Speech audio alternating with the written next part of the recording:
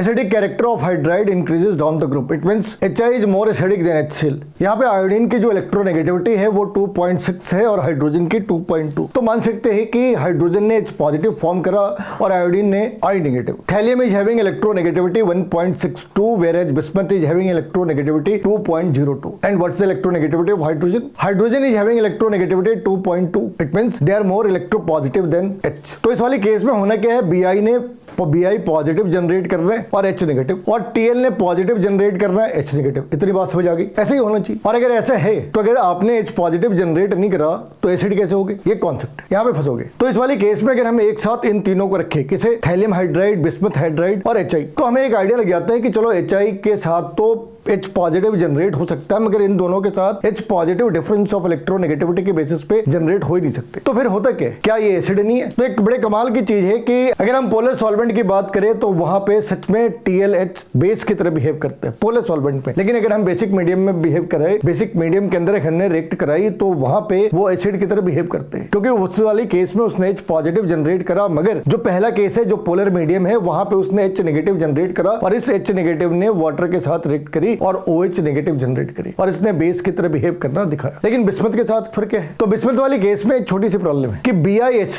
BiH3 this ionizes as BiH2 negative plus H positive. तो यहाँ पे ठीक है कि Bi की इलेक्ट्रोनेगेटिविटी H से कम है, लेकिन जो पूरी कंपाउंड है, जो स्ट्रक्चर है वो आइसोलेटेड Bi और H नहीं है, वो BiH3 है। तो इस वाली केस में तो H पॉजिटिव जनरेट होता है, लेकिन थैलियम वाली केस के अंदर तो एक केस के अंदर सच में H नेगेटिव जनरेट होते हैं। और ऑन एन एवरेज होता क्या है कि टॉप टू बॉटम हम जब आते तो इनकी बॉन्ड डिसोसिएशन एनर्जी वीक हो जाती है। ये कहानी तो सही है, लेकिन वीक होने के बाद उसने H पॉजिटिव जनरेट करना है या H नेगेटिव जनरेट करना है, इसके बारे में भी हमें सोचना चाहिए। लेकिन हमने कभी सोचा ही नहीं, बस हमने रट्टा मारी कि एनसीईआरटी वैसा लिखा है।